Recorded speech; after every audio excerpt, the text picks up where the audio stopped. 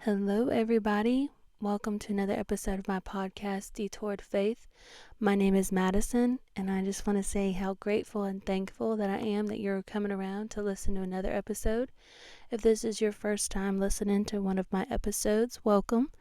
I wanted to the reason for this podcast is so people know they're not alone on their walk through with the Lord. And that there are many stories of the Bible. There's many verses and, something to you can relate to that I'm going to share throughout this podcast. So that's kind of the gist of it. The first episode was Saul's story, basically how he went from persecuting the Jesus followers to becoming one of them and going on to bring many more people than ever before to Jesus' following. And his story is pretty great because it's a complete turnaround from where he was to how he ended up. And I suggest everybody go read Acts and just kind of get more in depth with that. But moving on to today's episode, and it's going to probably be a two-parter episode where I talk a little bit this episode and then another, but kind of on the same topic. I found a few verses on this topic, and how I came across this was in my small groups class. My small groups teacher, she actually said one word, and it just light bulb, and all these different things popped into my head about this one word and different images and things in my life that happened with this one word, and and how this one word was kind of a step in my journey to getting back with the Lord. So without further ado, the episode is going to be called Comparison, the Leech of Our Lives. And yes, you heard me right. I said leech. Like those blood-sucking bugs that lives in like the lakes and stuff like that. That literally suck the blood out of you. Supposedly, they're meant for good. Some people think they're meant for bad. It just really depends on who you talk to and what they used it for. But the word comparison, I feel like it's a leech. Like when I hear that word, that's the first thing that pops into my head, because you just get so wrapped up in being, comparing yourself and your story to somebody else's life and their story, and it can completely suck the life out of you. So, hence the name, the Leech of Our Lives. And the verses that I want to go over, there's going to be one in Romans, Galatians, and then the final one's in Matthew. Romans and Galatians I will probably be able to get to this episode, but Matthew will probably have to be on the part 2. We'll just kind of work and see where it all ends up. So if you wanted to turn with me to the first verse that I'm going to read today from Romans, it's Romans chapter 12, verse 3, and it says, "For by the grace given me, I say to every one of you, do not think of yourself more highly than you ought, but rather think of yourself with sober judgment in accordance with the faith God has distributed to each of you."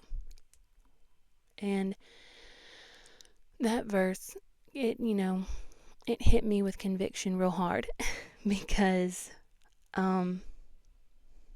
just to kind of give you a little bit more about my story, I was one of those people. I was one of those people that had to have everything perfect, everything a certain way. I wanted people to think of me better than I thought of me. I wanted people... Okay, I'm gonna get real with y'all real quick. I wanted people to think highly of me. I thought that I was better than everybody. Yes, surprising, I know. But that was part of my walk with the Lord, or I should say before my walk with the Lord, I was one of those that had to have everything perfect, everything a certain way. If it wasn't a certain way or it didn't go my way, I got very upset real quick. I thought of myself better than everybody else.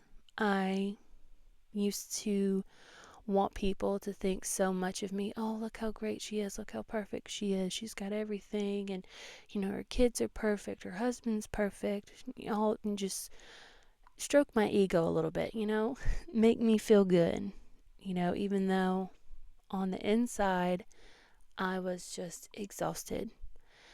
On the outside, it looked, oh yeah, she's got the perfect hair, the makeup, the clothes, everything's so nice. She's always so put together. She's always so sweet and, all the things. And her kids are always so well behaved and her husband loves her so much. And it was just a facade. It was not real. It was a show that I was putting on, a front for everybody, so they couldn't see the real me and how upset and mad at myself I was. And so I was exhausted on the inside. I mean, if you were to look at me, if I were to look on the outside like I felt on the inside, I would be a hot mess. I mean, I would have the messy bun, hadn't washed my hair in like a month or longer.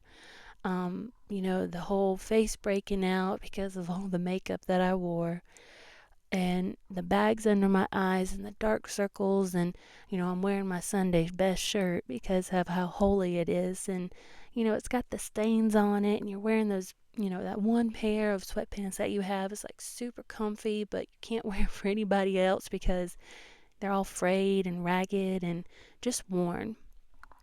And I feel like people would be like, oh my goodness. Okay, well, honey, hold on one second. I think I've got some spare change here. I would just look homely. People would not recognize me if they saw me how I felt on the inside, on the outside. So, because I was always comparing myself to what I saw on Facebook, what I saw on TikTok, what I saw on Instagram. I was always trying to become somebody that I wasn't because I didn't like the person that I was. So, I'd go through the TikTok reel. Oh, she's got that type of aesthetic or decor, so I'm going to have that type of aesthetic or decor because, her life's so perfect. Her life looks so great. If I have that, then my life will be that way. And in doing all of that, I mean, it not only took a toll on me on the inside, but I didn't dare show it on the outside. It took a toll on my husband, took a toll on my kids. I was more focused on, having the things, buying the things, making sure my kids didn't say anything or act out of line, or if they did, then I was right there to strike them down, and instead of building them up. And my husband, my marriage, it kind of fell to the wayside because I was so wrapped up with everything else that I lost sight of him and in our marriage. And that is another story for another episode, because of the comparison that I was doing and trying to live this perfect life, something happened that altercated my life for a little bit, and it's kind of a bigger part of how my walk with the Lord became. So I was tired on the inside, and my family, they were tired. It's so hard keeping up with the lies and the stories and trying to make sure that everything was perfect and everybody just knew what to say, had their scripts basically. And, it was hurting my husband, it was hurting my kids, and I didn't see that. I was so focused on anything else but them. And I look back on it now, and another thing that it took a toll on was our finances. Because I tried to live such a perfect life and to look a certain way and to have my house a certain way, that I was spending all the money as fast as we were getting it, as fast as we were making it. It was gone. Whether it would be, a Target trip here or a Lowe's trip there, need a new area rug, throw pillows, oh, the kids need new clothes, all the things that I thought would make me feel better because I compared myself to other people that had those things, and I thought if I just had that, I would feel better about myself. I would feel better about Madison. When, in all honesty, I don't need those things. God didn't need me to have those things. Jesus didn't need me to have those things, but I thought I needed that. And it took me a while to kind of grasp and understand that, God's not expecting me to be perfect. As I've said in my other episodes, I don't think they expect us to be perfect. We're humans. And so, with all that being said, it's hard for me to share this story because it's one of those things that, makes me look not perfect. And I'm still struggling with that. I'm still trying to let that part of me go. I've gotten a lot better. I don't try to have all the things and, trying to be more attentive with my kids and my husband. But sorry, this can make me a little bit upset. So, all while this was going on, I remember one day I was sitting on the couch, facing my phone, looking at Facebook and Instagram and TikTok and seeing what the next trend was and, what I could do, what I could buy, going and comparing between Walmart, Target, and Lowe's and getting my carts all filled. My kids came to me. They're like, "Mom, can we have some lunch?" And I was like, "Yeah, give me just a minute and I'll come make you some lunch." Well, I finally put my phone down and I go and make them some lunch. And I open the pantry to see I don't have the first thing to make my kids a sandwich. I don't have, even to make it like a simple peanut butter sandwich, I don't have the ingredients for it. And it's a peanut butter sandwich. And I don't have the stuff for it. I don't have bread and I don't have peanut butter. And I don't know if it's like this for y'all, but in our household, the main staples on our grocery list is milk, bread, peanut butter, jelly, ramen. If we've got those things, we will be fine, And it was that way when I was growing up. I'm not sure about that way for my husband.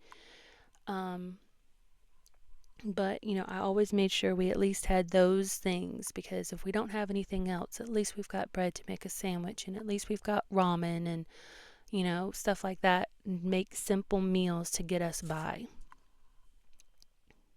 And seeing that I did not have any bread or peanut butter to make them a sandwich, I thought, oh, now I need to make a grocery list. So now I've got to take everything out of my Walmart cart that I just put in there to make a grocery cart. So I start making a grocery list and, I see that 100s turn into 200, 200s turn into 300, and we're roughly almost $500 in a grocery list. And I know everybody nowadays is like, yes, even just a simple grocery list that I used to get, it's so expensive now. So I made up this grocery list and I did all the things, and before I checked out, I was like, you know what, I need to check and make sure, we even have enough money to cover this. And I went and looked in our bank account and we had $100. And I thought, okay, I can make that work. I won't take the full 100. I'll just leave about $20 in there, and that'll get us until payday next week. So then I got to thinking, I was like, oh, well, you know what? I need gas. And that's going to be like $40. So I'm like, okay, so that leaves me with 60. I can still work with 60. 60's good. And then I remember, oh, they've got that field trip I've got to pay for too. And I'm just like, okay. So I did have 60, taking away 15. And now I'm, trying to think. I'm like, okay, so I had 60 and now I've got, $45 left. And then I go to think, oh, the dogs need dog food too. That's going to be about $15 for a small bag. So I go from having $45 to having $30. And let me remind you, I wanted to leave 20 in my account just in case if anything happens, something's there to cover at least. So I'm working with $10 now to buy some groceries to help feed my family. And I start thinking, I'm like, where did all our money go? I know we just got paid. Where did all of it go? Y'all, I went looking through our bank statements and I saw where it was Target charge, Lowe's charge. I forget what else was on there, but there was just all these multiple charges. I think Temu was one of them. There was all these multiple charges on there, and I was like, "Oh my, what did I buy?" And I was looking at it and thinking about it, and I'm like, "That's right. I needed to buy that area rug." So that was the Lowe's trip. And then thinking about it some more, I'm like, I had to buy my kids some new clothes because what they had, even though I just bought it, a couple months ago, it just doesn't fit anymore, doesn't work with the aesthetic. So I need to buy different clothes. And I just start going back through all the purchases and I'm like, did I really spend this much money on like just stuff? Not even things that we really needed, but just stuff. And I was just, my heart broke. And this is going to make me cry. My heart broke for the simple fact that I thought I had to have an area rug over feeding my kids. They had to have new clothes over providing them some, substance to fill those bellies that they have because they're growing kids. They've got to have the food. And it took me back. I started crying and I just started thinking about all the things going through my head and I didn't know what to do. Thankfully, I was able to call on family and they helped us a little bit to get some things. And it was a real eye opener for me that, I need to quit comparing myself to other people and I need to start kind of honing in and focusing on my family because I was buying things to make me happy, to make me feel satisfied, to make me feel better about myself. I wasn't concerned at that moment of selfishness whether or not I had food in the pantry to feed my kids, and that moment right there, that realization, it broke me, it broke my heart. And I keep going back to that and thinking about where I was at that point to where I am now. And, just back then, before I was on my walk with the Lord, I was like, oh, don't you wish you had this area rug that I have? And, I have all the things and you don't have anything. And I'm better than you because I have this and I have that. When my marriage was going south real quick, my kids were starting to become spoiled and expectant. And yeah, my ego was being stroked because of everybody praising how nice I looked, how nice my family looked, how nice we were, how proper we were. Our house was always so clean, so nice.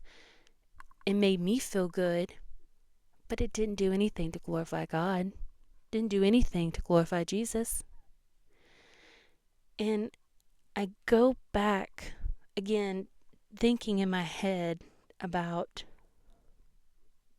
that person then, which kind of leads me into the next verse, Galatians 6:4, chapter 6, verse 4, when it says, each one should test their own actions, then they can take pride in themselves alone without comparing themselves to someone else.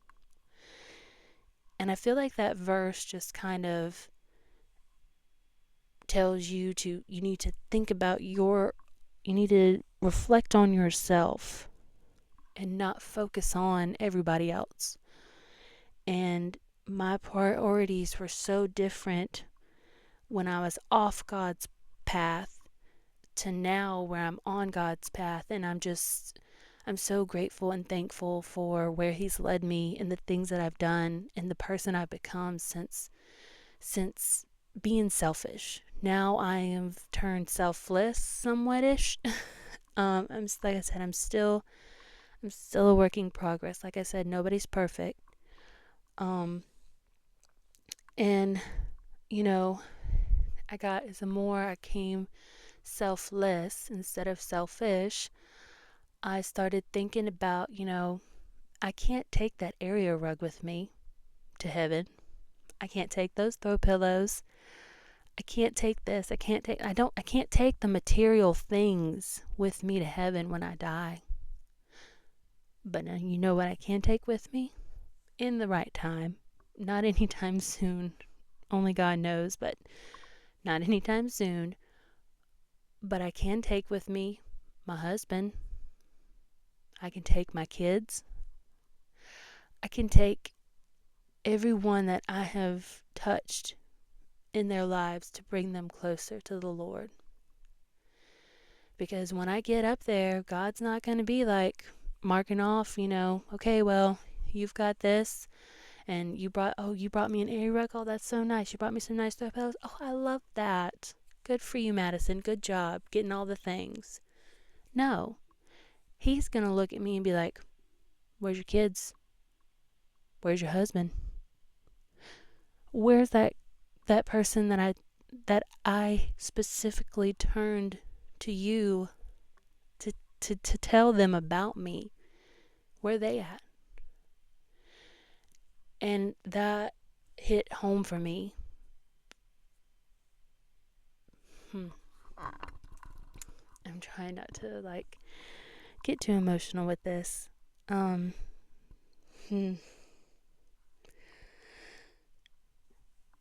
He's going to be looking who I brought with me to the kingdom, not what I brought with me to the kingdom.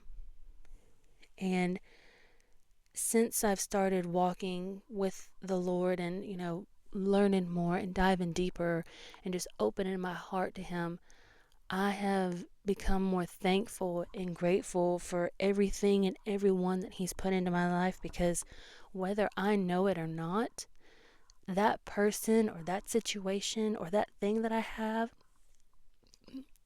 is affecting me in a positive way towards Him. And I'm hoping that I am doing this same thing with this podcast and, trying to help people understand that you don't have to be perfect. You don't have to have the things. You don't have to have the stuff. Quit comparing yourself to others. When you can pull your face from that phone and look up and see the world around you and everything that God has done, your life will be better for it. I speak from experience. I have been over a year now with no social media. The only closest thing to social media I have is my YouTube channel. And even that is very slim. and I only get on there when I post my videos.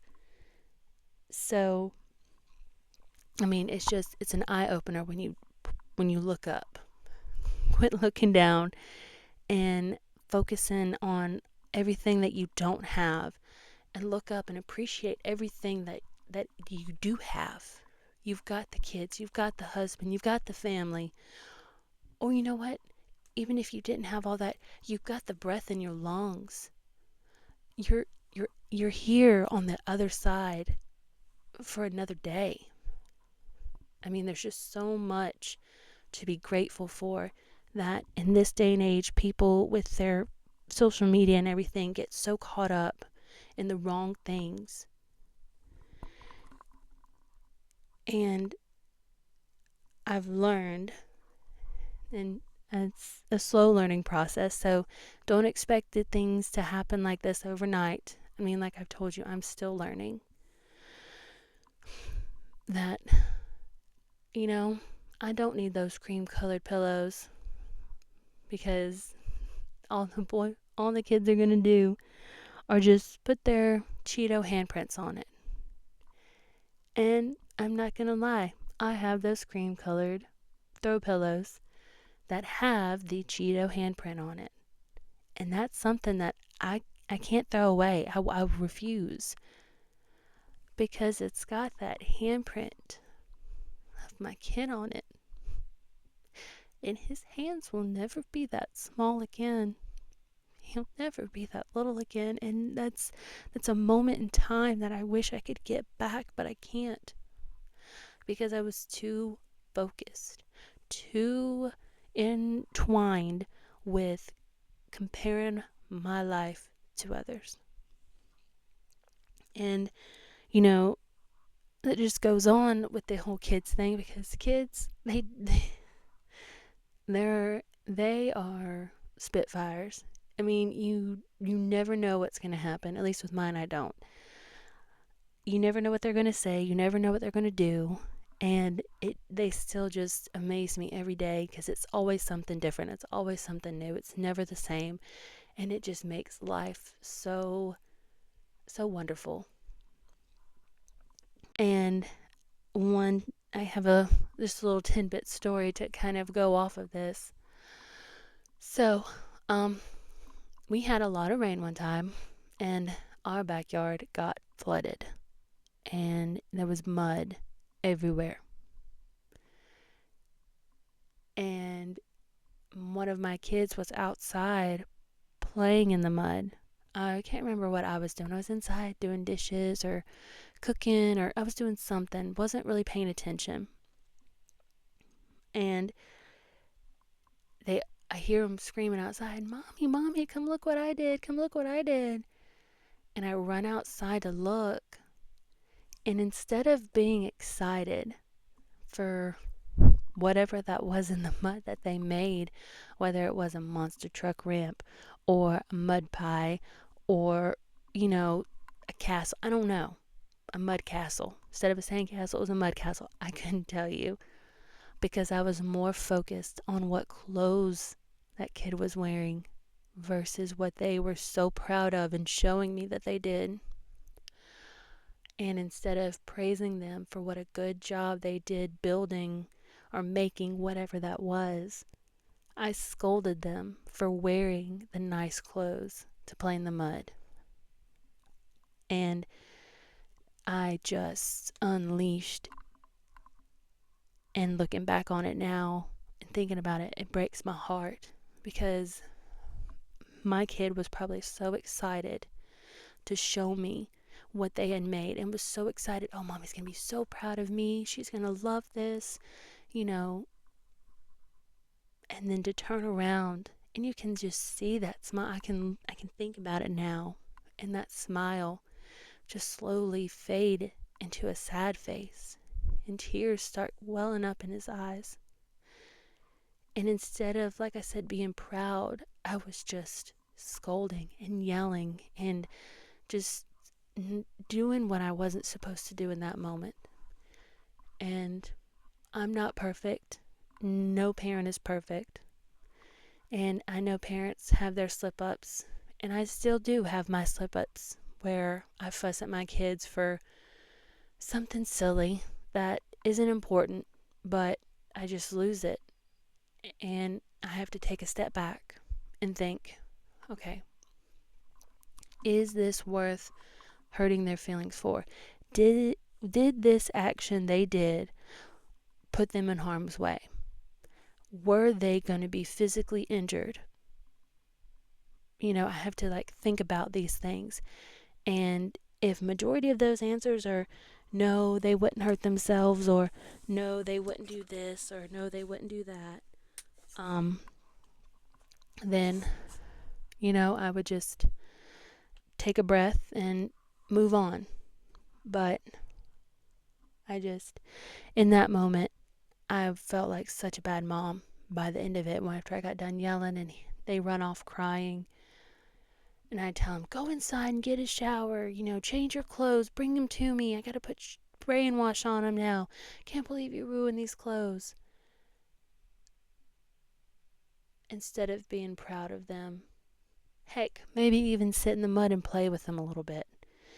Kids will remember that sort of thing. And I'm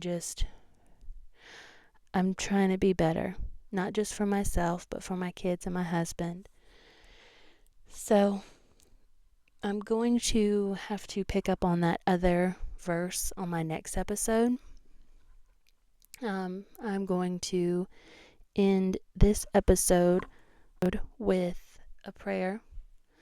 But before that, I just want to let you guys know that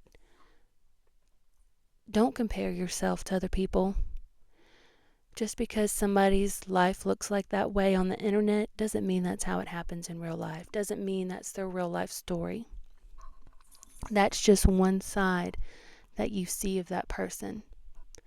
I guarantee you, if you were to go and be there in real life person with them, they are not that way. They are not that person. They have their slip-ups. They have their moments, just like everybody else, because they're humans. And it doesn't mean that we need to, banish them or, talk bad about them or anything like that. They're humans, just like us. And, I think people sometimes too get an I'm trying to think of the word.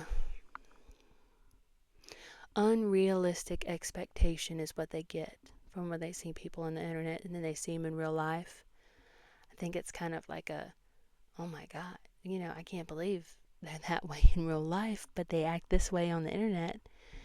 And it's funny to me now how people react to that. So don't compare yourself. You are perfect just the way God made you. He created you to praise Him, not to get praise. So just remember that, and remember He loves you and He forgives you for anything and everything that you've done. And He wants you to be there at the kingdom with the people that you've touched and not with the material things, because He's going to be very upset if He gave you something and you didn't do it because you were so wrapped up in the material things, instead of looking up from your phone and seeing everything that He put in front of you, the people He put in front of you, the places He put in front of you that you did nothing with. And with all that being said, let's go ahead and go into a prayer.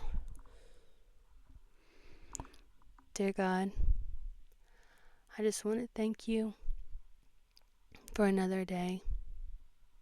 I want to thank You for the breath in my lungs. I want to thank You for giving me the vision of non-comparing myself anymore. The ability that I have to look past the stuff, the things, and focus more in on my people, my family, my husband, my kids. Trying to do that, Lord, and not be so focused on what I saw on Facebook and what I see on Instagram and what I hear in the stories and the media and all that, Lord. All that be silenced so we can have a moment to be in your thoughts, in your feelings, to know that we don't have to be perfect. You're not expecting us to be perfect. You're just asking us to love you and to be in your word and to speak your word, to do the things that you set for us to do, and, touch the people around us, help the people around us, pay attention to the people around us, and give all the glory and all the praise to you and not ourselves. And in Jesus' name I pray, amen. Well, guys, that is another episode of my podcast, Detoured Faith. Again, my name is Madison, and I thank you for listening to another episode. And I will be back next week for the third verse from Matthew's that I was going to read. But until then, I'll be seeing you guys later. Bye.